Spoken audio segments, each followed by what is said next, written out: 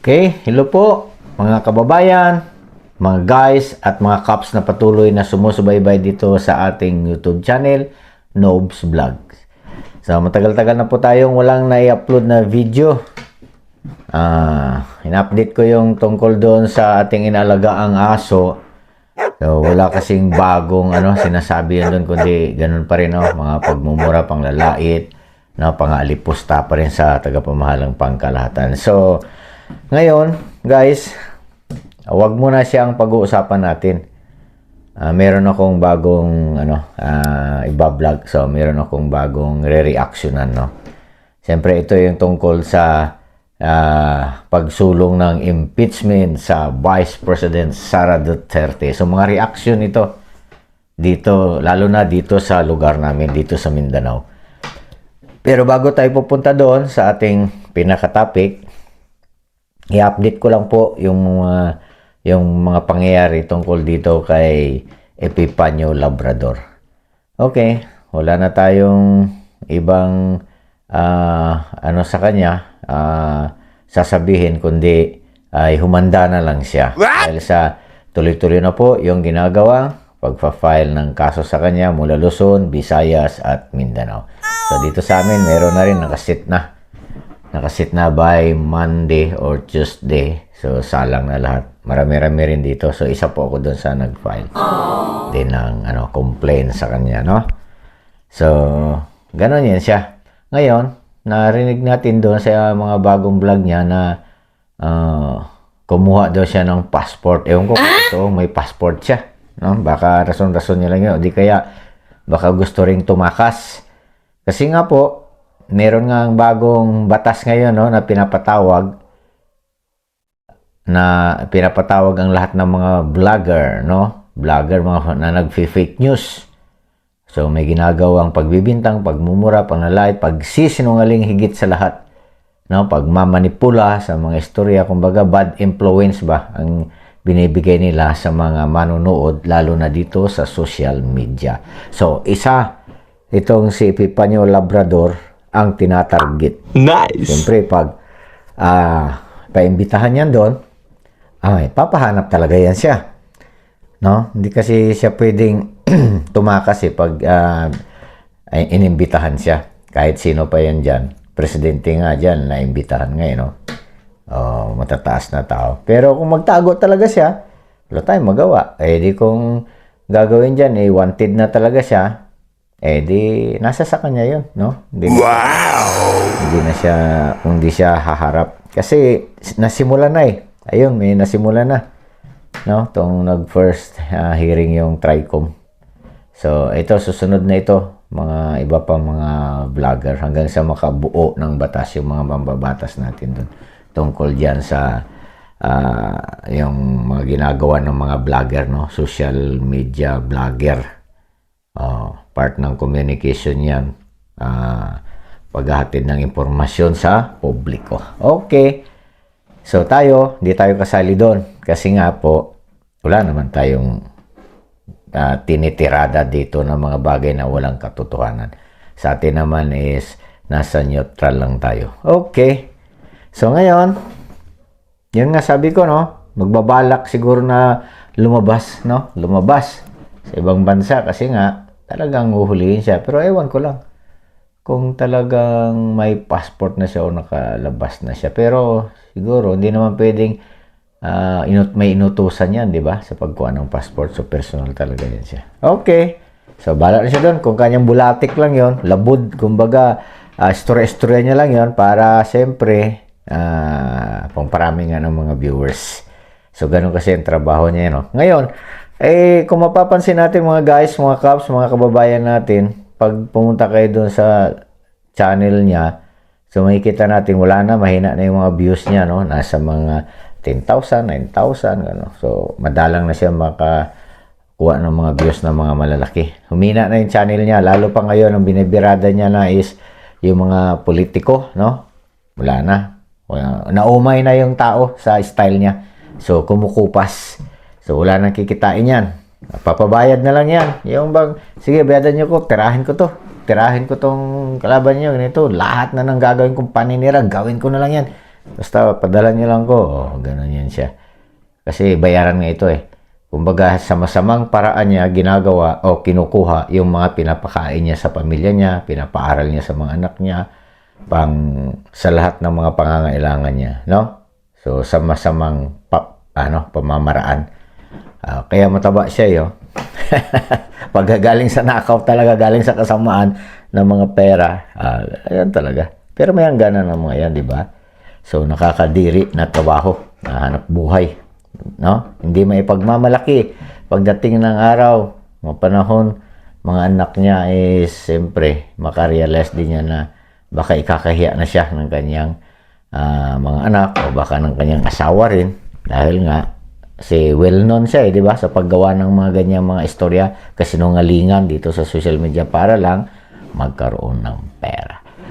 Okay, tuloy na tayo ngayon sa topic natin, no? Ito kasing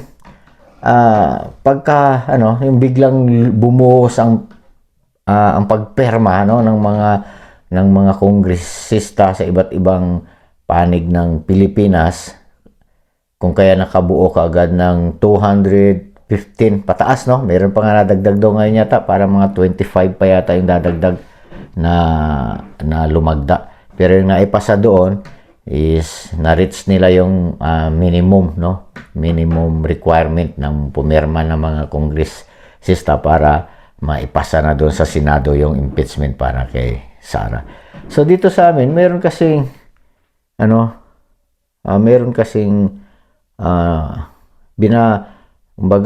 binabanatan ng taong bayan dito sa parting Mindanao. So sa BARM ito siya, sa BARM.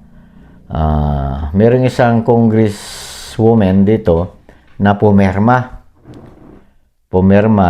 na dati itong kumbaga kasangga ito ng mga Duterte. So nagkaroon ng maraming batiko sa kanya, bakit daw siya pumirma. So nawala na yung trust nila dito, ganyan, kasi nga kilala ito siya na kumbaga tinutulungan ni PRRD, mga Duterte nung panahong si PRRD pa ay presidente, no? Kumbaga maganda ang ugnayan nila, ang pagiging magkaibigan. Ngayon, tinatanong siya ng mga tao, no, dito sa lugar namin. Kasi dito kay BARM, sa kabila lang ng BARM. Dito naman kami sa kabila. So, ngayon, sa dami ng mga bumabatiko sa kanya, nagkaroon siya ng isang pahayag dito. No, sinagot niya yung mga tanong sa kanya. Ang nakalagay dito, ayan, ipopost ko ha. Ayan. Ayan siya. So, basahin na lang ninyo mga guys, no? Maliit. So, ito, babasahin ko rin. Sabi dito, so, I got this from a very reliable source and this will answer all our questions and confusion. Bakit karamihan sa mga BARM congressmen ay lumagda para sa impeachment ni VP Sara? Sabi niya. So, ito po ang tunay na dahilan at wala itong dagdag at bawas. So, ito yung nagsasalita dito, nag-comment dito, naglagay ng ganitong statement. Ito nga po, itong nakasulat ng pangalan dyan, basa nyo na, di ba? So, na-quote ko lang ito doon sa kanyang FB page niya. Kasi nagkaroon ng mga comment doon eh. So, ito yung pinakabago niyang comment kasi, no? Parang pagpapaliwanag. Okay, sabi. Ito, pumirma po ito siya, pumirma po ito isa para maisulong yung impeachment kay VP Sara. Sabi, nasa na tayo? Sabi niya, ito po ang tunay na dahilan at wala itong dagdag at bawas. Kung ano ang nakarating sa akin, ay yun din ang sasabihin ko sa inyo. So, ito ang mga dahilan. Number 1, nakatali ang kamay ng mga BARM congressmen at iba pang mambabatas dahil pag di sila pumirma, ay hindi sila bibigyan ng pondo. Ibig sabihin, ginamit, no? Ginamit, gumawa ng paraan yung tawag doon, yung organizer ng pagpapapirma, no? Gumamit siya ng pondo ng bayan ito. Siyempre, pondo ang usapan dito. Ibig sabihin, ang pera na gagamitin para mabigyan ng pondo, siyempre, pera ng pondo yan ng bansang Pilipinas. Di ba? So, ito ngayon. wala silang magiging proyekto para sa kanilang sandali sabi niya. Balik tayo no. Pag di sila pumirma, ay hindi sila bibigyan ng pondo. Okay. So, wala silang magiging proyekto para sa kanilang distrito. Yun, ganun. Pag hindi pala pumirma, yung mga congressman, no, ay walang pondo na maibibigay. Eh di siyempre, pag ganun ang usapan, wala pipirma ka talaga. Kahit labag sa kalooban mo, di ba? Okay, so mamaya lalagyan natin reaction nito Ngayon. Number 2, kung pipirma naman sila, ito umano ang kanilang matatanggap. Letter A, nakalagay dyan, basahin nyo, letter A, 25 million allocation for AKAP. Okay? B, 25 million for AX o itong AICS, no? Tapos, letter C, 100 million infra, so care of DPWH o SIC for later release. Okay? So, FLR via OPDBM. So may naka open parenthesis, FLR, take note, sabi niya, na hindi pera ang tatanggapin ng mga kongresista, kundi pondo para sa kanilang mga programa at proyekto para sa kanilang distrito. Wow! Di ba? Siyempre naman. Ikaw, kung ikaw ang may kondisyong ganyan, anong gagawin mo kaya? No? Halimbawa lang. Number 3, may mga kongresista na di lumagda. Okay, ito yung mga kongresista na may mga paninindigan to. Okay. So, yun ay dahil wala sila doon. Kaya pala hindi lumagda kasi wala sila doon. Marahil kung nandun to sila, siyempre lalagda din siguro, no? Lalagda din ito. Okay.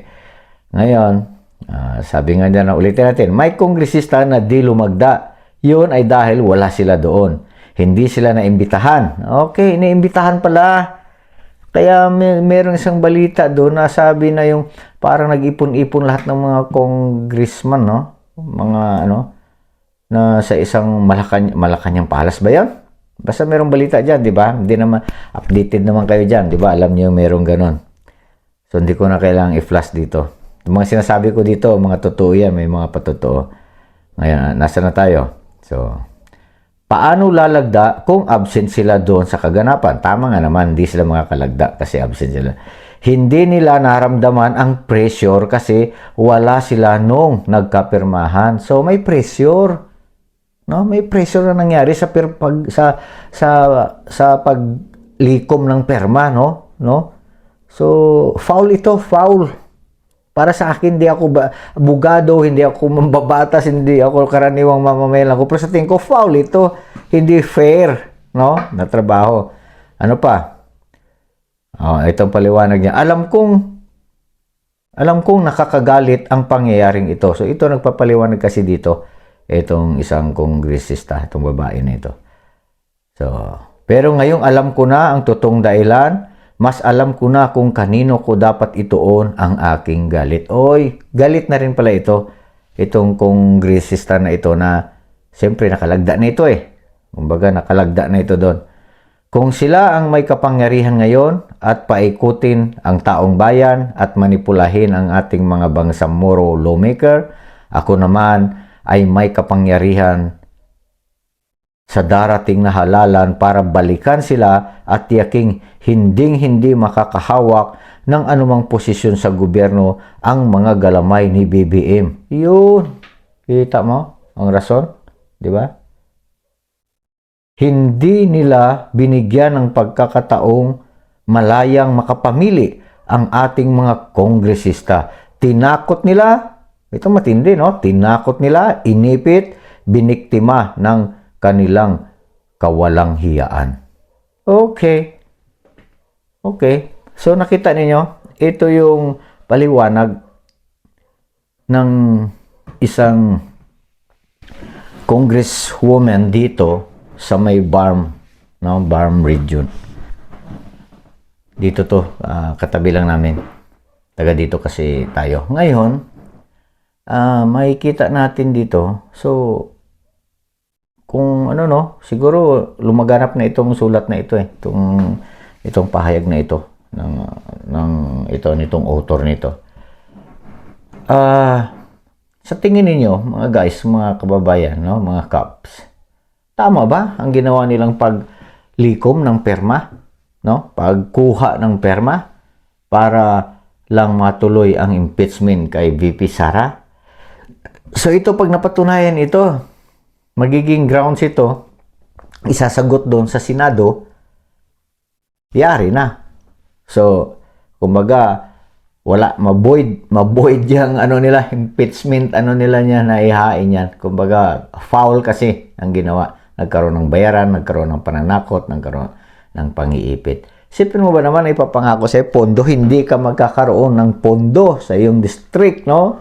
O sa region na hawak mo kung hindi ka peperma. Siyempre, kung ganun ang mangyari at ganun talagang gagawin lang, mapipilitan kang pumirma katulad dito sa ginawa nitong babae na ito na kongresista, no? Na congresswoman. So napilitan siya pumirma. Kaya ngayon ito binatikos siya ng mga kababayan niya, no? Ng mga nasasakupan niya, nahirapan siyang dumipensa. Siyempre, ano ba naman ang rason bakit ka pumirma kumbaga kaalyado mo yan sila no? Mga kaibigan mo yan sila yung mga Duterte. So nagtaka ang taong bayan, kaya dito masasama yung mga pinagsasabi sa kanya. So nagpaliwanag siya. Merong ibang naniwala, pero meron pa rin ibang hindi na naalis yung sama ng loob. Kasi dito kung mapapansin natin guys, dito sa mga comment dito, halos solid PRRD, mga tao dito sa Mindanao, sa totoo lang po, no? Lalo na sa mga kapatid nating mga Islam, no, mga Muslim, mga Ilonggo, no, sa mga Christian, halos karamihan dito. Mangilan-ngilan lang siguro dito yung mga PBBM, di ba? So ito sa survey ko dito para sa akin, kasi kahit saan ako pumunta malalaman mo sa mga usap-usapan lang. Kahit na sorbe-sorbe lang, na wardi-wardi lang. So, lalo na dito sa mga comment section, makikita mo majority yung PRRD dito, no, mga Duterte na pamilya. So, ganun yun guys. Ngayon, sa bagay na ito, tatanggapin kaya, no? Tatanggapin kaya ang na ito. Siyempre magiging isa ito sa dahilan na tatalakayin doon pagdating doon sa Senado na, pag nagkahiringan na. So kumbaga pera ang pinagalaw. Kasi dito nakita ko wala pa naman yung pera, kasi nagrason dito yung itong babae na to no? Itong congresswoman na to, na sabi niya, napatunayan niyo na ba na may natanggap? Kasi may natanggap ang mga kongresista ng pera? Baka wala pa, baka sa istorya lang yan. May sumagot naman na comment na sabi niya, wala pa nga sa ngayon, pero merong darating dahil sa merong pinangako sa inyo. Di ba? Hindi na siya makakalusot. Hindi na siya makakalusot. So, kaya pala ang taas, no? Ang dami ng daming nakalap na perma. So, ayan, natuloy na doon. Hindi naman binanggit yan kung sino ang nagbigay, no? O sino kumbaga, ang pinahayag lang kasi dyan, walang tinukoy kung sinong nakausap nila, kung sino yung nag-meeting sa kanila, no? Wala. So, malalaman din natin yan pagdating ng ilang araw. Ngayon, guys, so nagkaroon ng adjourn ng Senado. So, hindi, kumbaga, postpone muna yung impeachment. So, sa June pa, darating na June pa. So, ilang buwan pa po, no? Mula ngayon. February, March, April, May, June. So, after pa ng eleksyon. So, malaki pa yung mga pagbabago po niyan. Malaki pa po. So, marami pang mga mangyayari. Maliban na yan kung anong desisyon ng Senado, kung talagang madaliin nila, maaaring ganun. Pwede. Kasi mga matatalino yun nandyan, may mga sundot-sundot ba So, gagalaw na naman po dyan ang pera. Kung totoo itong pinag-usapan natin dito itong mga comment nila, yung pahayag dito ng author, no, itong isang babaeng itong congresswoman na ito. Ngayon, nakita ko dito kasi, so pera ang labanan. Naalala ko noon, yung may sinabi si Amy Marcos dun sa interview sa kanya, no? Yung parang ambush interview yung na-interview siya. Nandyan sa Facebook, nandyan sa TikTok, nandyan sa YouTube din. Yung sinabi niya na yung kinunan siya ng opinion ng pananaw niya doon sa impeachment kay Sara. 'Di ba nabanggit niya doon na mayroong 1 trillion na pondo na ibabudget para sa impeachment. Nabanggit niya yun, 'di ba? So nakita niyo yun siya. Hindi lang ako nakabasa niya, so halos lahat tayo nadinig natin yan, napanood natin yan. So napakalaki ng 1 trillion, no? Na kinakalap na budget nila para sa maisulong yung impeachment na yan. So kung tama nga itong pondo, kasi nasa ilan lahat ito? Ilang lahat ang pondo ang mangyari nito? 25 million sa AKAP, 25 million sa X, 100 million. So, 150 million na. 150 million. So, bawat isang congressman, no? Sa mga kongresista, di kung 215 sila, pala natin, kasi may madagdag pa dito na 25 yata yun. 215, di nasa 245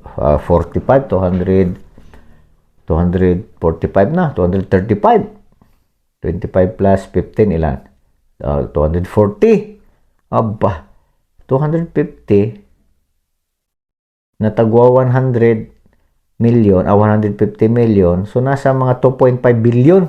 Hindi pa maubos yung 1 trillion na budget, no? Hindi pa maubos yun. Yung sabi lang kinakalap nilang pondo para sa impeachment na 1 trillion. Yun yung sabi ni Amy, nasabi niya, mga chismis ito, chismis. Marami kasing mga marites, sabi niya. Baga may marites daw nakarating kay Amy. Pero sinabi niya yun sa publiko. Ibig sabihin, parang kung tayo makikinig doon, nakapakinig sa mga ganon, sa pagdugtong-dugtungin natin, parang ito na. Ito na. Kasi namimigay na sila ng pera. No? Parang ito na. Hindi naman tinitiyak na ito na. Kumbaga, kung tayo makikinig. Kasi tayo, mga viewers tayo taong bayan tayo di ba? Nagbabantay kung anong mga ginagawa nila. So, kung pagdugtong-dugtongin natin, parang ito na. Kasi nagsimula na yung bayaran. Ngayon, ito, isa pang puna ako dito, no? Kumbaga, opinion ko lang. Siyempre, ginapang ang sa mga kongresista natin. So, nagtagumpay sila. Kasi, parang hindi na kasi gumagalaw ito noon Parang naunsami na, no? Pagkatapos nung nagrally ang Iglesia ni Cristo, nagkaroon ng pagbagal, ng pag-usad ng ginagawan ng proseso sa pagpapa-impeach sa BB. Di ba? Pero, nakapagpahinga lang ng ilang mga linggo, buwan, kasi January 13, so mga isang buwan, di ba? Kulang-kulang isang buwan, biglang bumugso ngayon, ayan na, nakabuo na ng maraming pirma. Ibig sabihin, natrabaho na talaga. So, ito na nga ang lumabas na dahilan kung bakit nakakuha ng perma kagad ng marami. So, siguro nga baka halos lahat yan na mga congressmen yan, lalagda yan kasi kung gano'n ang kondisyon yung binasa natin na kondisyon, no? Ayan, yung naka-plus, ayan, yung naka-plus na, ayan. Pag ganyan ang kondisyon talaga na ipinahayag ng isang babaeng na kongresista, so siyempre siguro lalagda lahat. Kasi wala silang pondo. Sabi, pag hindi lumagda, walang pondo. Paano ka ngayon? Kung hindi ka sasabay. 'Di ba? Meron daw hindi nakalagda kasi nga absent. Pero kakausapin kung nandyan pa, ibig sabihin may time pa, no? Na madagdagan pa. Pero meron iba talaga nanindigan kasi meron naman dito nag-comment, ibahin ninyo, ito sabi nyo, ibahin ninyo dito sa amin, Sa kabilang district ito. BARM sa kabilang district. Ibahin nyo naman dito sa amin, yung dalawang congressman namin dito, hindi pumirma talaga. Meron talagang naninindigan. Meron talagang matatag, no? Matatag ang paninindigan. Ganon. Hindi sila, alam nilang foul yung ganon di ba? So, yung mga nakatanggap na yan, December, nakatanggap yung mga pumirma na yan dahil may pangako, so bababa ang credibility po nila niyan doon sa lugar nila. Kasi maraming comment dito ito mga pumirma dito sa lugar namin. Hindi na namin ito ibubuto. Ganun ang karamihan. Di ba? So, ibig sabihin, bumaba ang credibility ng mga lumagda. No? Ng mga lumagda dito sa pagsusulong ng impeachment. Ngayon, kanina nga, sabi ko nga, so congressman pa lang yon. Ngayon, sa Senado na ngayon, nandun na, nakabimbin na doon, nakabimbin pa.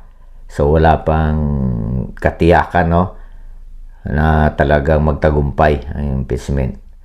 So, siyempre, sa panahon ngayon, meron na yun silang may mga meeting, may mga agenda na rin yan sila. Ang inaalala ko nito, kung paano ginawa ng paraan yung mga kongresista natin para nahikayat na lumagda, baka gagapang yan papunta doon sa Senado. Hindi ko naman inaano ang Senado na mahina sila or hindi. Kasi politika kasi, diba, no? Pag sinabing pamumulitika, napakalawak po niyan, no? Nandyan yung mga matatalino, nandyan yung mga bright, matalino, bright na mga marurunong. Nandyan yan. In terms of politics kasi, no? So, maraming mga kababalaghan, maraming mga di pangkaraniwang mga pangyayari. Dito nga lang sa baba no? Sa kongresista pa lang nagkaroon na ng ganyan. Yan ang leakage ngayon. Ngayon, siyempre, para matuloy-tuloy yan doon sa taas, maaaring gagapangin din ang Senado. Kung totoo itong pahayag na ito, no? Na tungkol sa pangalap ng mga perma para maisulong ang impeachment. So, ano sa inyo guys, no? Yung aking reaction.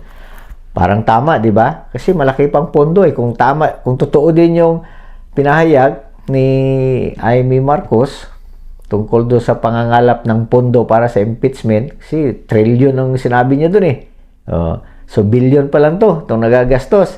Ilang billion ba yung 1 trillion?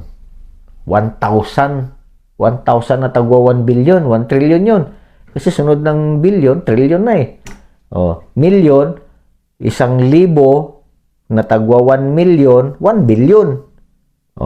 Pagdating doon sa 1 trillion, 1,000 na tagwa 1 billion. 240 pa lang yung nandyan na bigyan, tagwa 150 million pa lang yan. Kung bigyan niya ng tagwa 1 billion bawat isa, 240 billion lang. Hindi pa maubos ang 1 trillion, di ba? Napakalaking pondo. Ganon yan siya.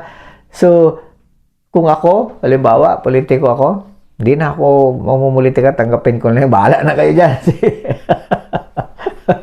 Ganon ang gagawin mo, no? Kasi, kung magsiservisyo ka sa bayan, tapos, alam ng taong bayan kung anong ginawa mo, yung may ginawa kang hindi maganda, ikaw na public servant ka, lalo pat mga congressman, no? So, mawawala ang bilib, mawawala kredibilidad mo, no, sa mga nasasakupan mo. So, ito pa, abangan na lang natin sa sunod, no? Kung ano pa yung kaganapan kasi maaga pa naman So, marami pa tayong maaabangan o mapapanood na mga pagbabago, no? Iba't ibang kaganapan, lalo na nga, no, dito sa style ng pamumulitika na sa ating bansa. So, yun lang po. Magandang araw po uli sa ating lahat. Huwag kalimutang i-like, subscribe ang channel ko para updated kayo sa iba natin pang mga video i-upload. Okay. Maraming salamat po.